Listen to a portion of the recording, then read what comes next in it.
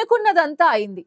వద్దు వద్దు అంటున్న రాజధాని ఢిల్లీ వాసులు సుప్రీంకోర్టు ఆదేశాల మేరకు గ్రీన్ క్రాకర్స్ మాత్రమే కాల్చుకోవాలని చెప్పినా సరే మొన్నటి దీపావళి సందర్భంగా ఘనంగా బాణసంచా కాల్చిపడేశారు.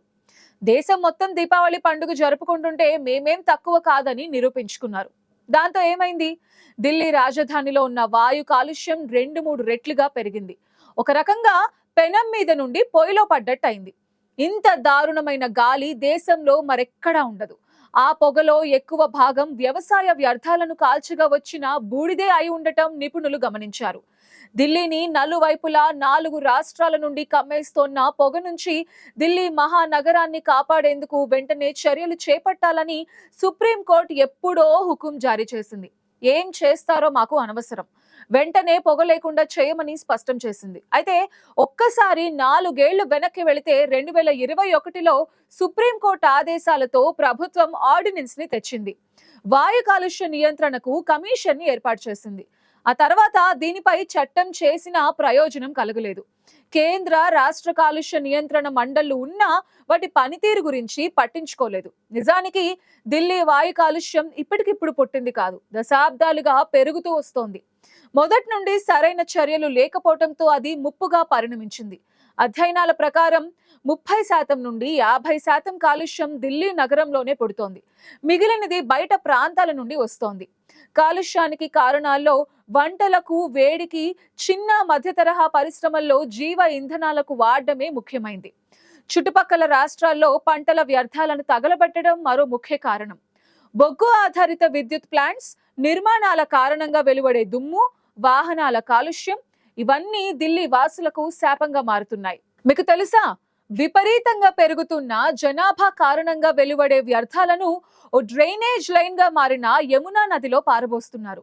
ఈ నది ప్రస్తుతం కాలుష్య కాసారంగా మారింది. దేశ రాజధాని కావటంతో పాటు ఉపాధి అవకాశాలు లభిస్తాయనే ఆశతో అనేక మంది వలస వస్తున్నారు. దీంతో విపరీతంగా జనాభా పెరిగిపోయింది. వారందరికీ సౌకర్యాల కల్పన సవాలుగా మారింది. జనాభా కారణంగా ఇళ్ల నుండి వాహనాల దాకా అన్ని పెరిగాయి. ఇళ్ల నిర్మాణం వల్లే తలెత్తే కాలుష్యంతో పాటు వాహనాలు ఆజ్యం పోస్తున్నాయి. ఏది ఏమైనా ఢిల్లీలో కాలుష్యాన్ని అరికట్టడానికి మొదట చేయాల్సింది సరిహద్దు రాష్ట్రాల్లో పంటలను, వ్యర్థాలను తగలబెట్టకుండా చూడడమేనని నిపుణులు సూచిస్తున్నారు. మన దేశంలోని పంట పొలాల దహనంతో పర్యావరణానికి తీవ్ర హాని కలుగుతోంది. దీనికి అడ్డుకట్ట వేయడానికి పలు రాష్ట్రాలు చర్యలు తీసుకుంటున్న ఫలితాలు మాత్రం అంతంత మాత్రంగానే ఉంటున్నాయి. ఆధునిక పద్ధతుల్లో వ్యర్థాల నిర్వహణ చేపడితే పర్యావరణానికి, పొలాలకి ప్రయోజనం చేకూరుతుంది. పంట వ్యర్థాల దహనం వాయు కాలుష్యానికి కారణమవుతున్న నేపథ్యంలో పంజాబ్ ప్రభుత్వం కీలక నిర్ణయం తీసుకుంది. పంట కాలం 150 నుండి 160 రోజులు ఉండే పూస 44 వరి సాగును వచ్చే ఖరీఫ్ నుండి నిషేధించాలని నిర్ణయించింది. ఇతర వంగడాలతో పోలిస్తే ఈ రకం వరికి నీరు ఎక్కువగా అవసరమవుతుంది. పంట అవశేషాలు కూడా భారీగా పోగుపడతాయి. PR-126 రకం పంట కాలం కేవలం 92 రోజులుగానే ఉంటుంది. తక్కువ పంట కాలం ఉండే రకాలతో అవశేషాలు తక్కువగా ఉంటాయని, తద్వారా వ్యర్థాల దహనం 50% మేర తగ్గుతుందని అధికారులు చెప్తున్నారు. పంజాబ్ లో దాదాపు 32 లక్షల హెక్టార్లలో వరి సాగవుతుంది. ఖరీఫ్ వరి కోత తర్వాత పొలాలను గోధుమ వేయడానికి సిద్ధం చేస్తారు. ఇందులో భాగంగా వరి వ్యర్థాలను తగలబెడతారు. శీతాకాలంలో పంజాబ్, హర్యానా, ఉత్తరప్రదేశ్ రాష్ట్రాలలో పంట వ్యర్థాల దహనం వల్ల ఉత్తర భారతదేశంలో వాయు కాలుష్యం అమాంతం పెరుగుతోంది. ఇది ఊపిరితిత్తులు, శ్వాస సంబంధిత వ్యాధులకు కారణమవుతోంది. దేశ రాజధాని ఢిల్లీలో ఈ సమస్య తీవ్రంగా ఉంటోంది. దీనికి పరిష్కారంగా స్వల్పకాలిక సాగు చేయటంతో పాటు వ్యర్థాలను ఎరువులుగా మార్చటం ఒక్కటే పరిష్కారమని నిపుణులు భావిస్తున్నారు. పర్యావరణ అనుకూల విధానాలను ఆచరించటం ఈ సమస్యకు ఉత్తమ పరిష్కారమని శాస్త్రవేత్తలు చెప్తున్నారు. బయో డీకంపోజర్స్ ని వినియోగించడం ద్వారా పంట వ్యర్థాలను త్వరగా కుళ్ళిపోయేలా చేయడానికి వీలవుతుంది. పొలాల్లోని గడ్డిని కాల్చటం కంటే వాణిజ్య ప్రయోజనాల కోసం ఉపయోగించటంపై దృష్టి పెట్టాలి. ఇందుకు పలు రకాలైన ఆధునిక యంత్రాలను ఉపయోగించేలా రైతులను ప్రోత్సహించాలి. పంజాబ్, హర్యానా రాష్ట్రాలలో వ్యర్థాల దహనాన్ని తగ్గించడంలో కొంతవరకు విజయం సాధించే అవకాశం ఉంది. ప్రభుత్వాలు వీటిని రైతులకు సబ్సిడీ రేట్లకు లభించేలా చూడాలి. పంట వ్యర్థాలను సేంద్రియ ఎరువులుగా మార్చే విధానం అన్ని విధాలుగా శ్రేయస్కరమైంది. బయోగ్యాస్ ప్లాంట్స్ ను విరివిగా ఏర్పాటు చేయడం ద్వారా వ్యర్థాల సమస్యను సమర్థవంతంగా అరికట్టవచ్చు. పంట వ్యర్థాలను దహనం చేయడం వల్ల నేల నిస్సారంగా మారుతుంది. మన దేశంలో ఇటువంటి వ్యర్థాలు పెద్ద మొత్తంలో వరి, గోధుమ పంటల నుండి వస్తాయి. చెరుకు, పత్తి, మిర్చి పంటల వ్యర్థాలను ఎక్కువగా పొలాల్లోనే దహనం చేస్తారు. పంట వ్యర్థాల దహనానికి సంబంధించి కేంద్ర ప్రభుత్వం కార్యాచరణ ప్రణాళికను రూపొందించినప్పటికీ అది విజయవంతంగా అమలు కాలేదు. ఎక్కడో తమ వ్యవసాయం కోసం తమకు తెలిసిన విధానంగా చేస్తున్న దహనం కారణంగా మరెక్కడో నగరాలలో జనజీవితం అస్తవ్యస్తంగా మారుతోందన్న సంగతి రైతులకు తెలీదు. అర్థం చేసుకోవడం కూడా చాలా కష్టం. పంట వ్యర్థాల దహనం వల్ల సంభవించే నష్టాల పట్ల రైతులకు అవగాహన కల్పించడం ఈ సందర్భంగా ఎంతో అవసరం. ఆధునిక పద్ధతుల్లో వ్యర్థాల నిర్వహణ చేపట్టేలా వారిని ప్రోత్సహించాలి. రైతుల భాగస్వామ్యంతోనే ఈ సమస్య నుండి బయటపడడం జరుగుతుందని కేంద్ర, రాష్ట్ర ప్రభుత్వాలు గుర్తించాలి. సుప్రీంకోర్టు ఇచ్చిన ఆదేశం మేరకు ఏం చేసైనా పంట వ్యర్థాల దహనాన్ని నిలిపివేయాలి. అయితే అది ఆ రాష్ట్ర ప్రభుత్వాలు అధికారులకే వదిలేస్తే ఫలితం వచ్చే అవకాశం ఉంటుంది. అది ఎలా చేయాలో వారికే వదిలేస్తే ఎంతో కొంత చర్యను ఆశించవచ్చు. ఎందుకంటే ప్రాంతాలను బట్టి అక్కడి అధికారులకు స్థానిక రైతుల పట్ల అవగాహన ఉంటుంది.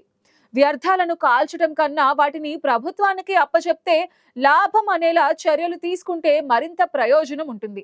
వారికి ఆదాయం వస్తుంది అన్నది తెలిసినప్పుడు వ్యర్థాలను వృధాగా కాల్చేయడానికి వారి మనస్సాక్షి అంగీకరించదు. ఒకసారి ఈ సమస్యను ఎదుర్కొంటున్న ప్రాంతాలను చూసే ప్రయత్నం చేద్దాం. ప్రపంచంలోని 5 అత్యంత కాలుష్య నగరాలు ఈ సమస్యను ఎదుర్కొంటున్న వాటిలో ఉన్నాయి. అందులో 4 నగరాలు దక్షిణాసియా ప్రాంతంలో ఉన్నాయి. పాకిస్తాన్లోని లాహోర్, మన దేశంలోని ఢిల్లీ, ముంబై, బంగ్లాదేశ్లోని ఢాకా నగరాల గురించి చెప్పుకోవచ్చు. ఈ 3 దేశాల సరిహద్దుల్లోని రైతులకు పంట సేకరించిన తర్వాత వ్యర్థాలను పొలాల్లోనే తగలబెట్టే ఆచారం ఉంది. అదే ఈ నగరాలకు శాపంగా మారింది. వాస్తవానికి గాలి సాంద్రతలో ఈ బూడిద గరిష్టంగా 40% వరకు ఉంటుంది. దీంతో గాలి వేగాన్ని తగ్గించే వాతావరణం ఏర్పడడం వల్ల ఈ కాలుష్య కారకాలు చాలా కాలం పాటు అలా గాలిలోనే నిలిచి ఉంటాయి. ఇది గాలి నాణ్యతను గణనీయంగా తగ్గించడం జరుగుతుంది. ఇవి కాకుండా వాహనాల నుండి రిలీజ్ అవుతున్న పొగ, నిర్మాణ పనుల నుండి బయటపడుతున్న దుమ్ము, ధూళి కాలుష్యపు వాయువులో ఎక్కువగా ఉంటున్నాయి. ఈ కాలుష్య మూలాలను అరికట్టడం చాలా కష్టం. రైతులకు ఆదాయం కల్పించడం ద్వారా ఈ ఆచారాన్ని నిలిపివేయటం ఒక్కటే ఉత్తమమైన మార్గం. అందుకోసం బయోగ్యాస్ ని ఉత్పత్తి చేసే శక్తివంతమైన కొత్త పరిశ్రమలు రైతులకు విరివిగా అందుబాటులోకి రావాలి. వీటికి ముడి పదార్థంగా కేవలం ఈ పంట అవశేషాలను మాత్రమే ఉపయోగించేలా చర్యలు తీసుకోవాలి. దీని ద్వారా రైతులు తమ పంట అవశేషాలను విక్రయించడం ద్వారా అదనపు ఆదాయం పొందుతారు. దీనికి అనుగుణంగా ప్రభుత్వాలు వెంటనే చర్యలు తీసుకోవాల్సి ఉంటుంది. అయితే ఈ తరహా బయోగ్యాస్ ప్లాంట్లను నిర్మించడం లాంటి పనులు ఇప్పటికే ఉత్తరప్రదేశ్లో అమలు చేస్తున్నారు. అక్కడి చెరుకు రైతులు తమ పంట వ్యర్థాలను అమ్ముకోవడం చేస్తున్నారు. అయితే అన్ని చోట్ల చెరుకు పంట ఉండదు. అన్ని చోట్ల వరి, గోధుమలు పండించరు. ప్రాంతాలను బట్టి వ్యర్థాల పరిమాణంపై ప్రభుత్వాలు సరైన అంచనాలతో ముందుకు రావాలి. దాన్ని బట్టి బయోడైజెస్టర్స్ ని రూపొందించడం చేయాలి. అయితే ఇందుకు సమయం పడుతుంది. ఉన్న పళాన సబ్సిడీతో ప్లాంట్స్ ను నిర్మించడం, గ్యాస్ కోసం పైప్ లైన్ నెట్వర్క్ ఏర్పాటు చేయడం, గ్యాస్ ని ఎలా ఉపయోగించాలో నిర్ణయించడం అంత ఈజీ ఏం కాదు. అయితే ఇప్పటికిప్పుడు పంట వ్యర్థాలను తగలబెట్టడం ఆపేయాలని సుప్రీంకోర్టు ఆదేశం ఇవ్వటం ఆలోచించాల్సిన విషయం అంటున్నారు నిపుణులు. ఈ ఆదేశాన్ని అమలు చేయాలంటే విధిగా పోలీసులను ఉపయోగించాల్సి ఉంటుంది. కానీ రైతులు కూడా ఓటర్లే అవటం రాజకీయ పార్టీలకు ఇబ్బందిగా మారుతోంది. అందుకే పంట వ్యర్థాలను సేకరించడం, నిల్వ చేయడమే సరైన పరిష్కారంగా ఉంటుంది. వ్యర్థాలను బయటకు తీయడానికి, రవాణా చేయడానికి, రైతులకు అయ్యే ఖర్చును భరించడానికి ప్రభుత్వం తరపున ఏజెన్సీస్ ని ఏర్పాటు చేస్తే సరిపోతుందని అంటున్నారు నిపుణులు. నిజానికి ఇదో కీలక సమస్యగా మారిపోవడం వెనుక దేశంలో బలంగా వేళ్లూనుకున్న అనేక ప్రసిద్ధిగాంచిన ఆయుర్వేదపు మందులు ఉపయోగిస్తున్నారు.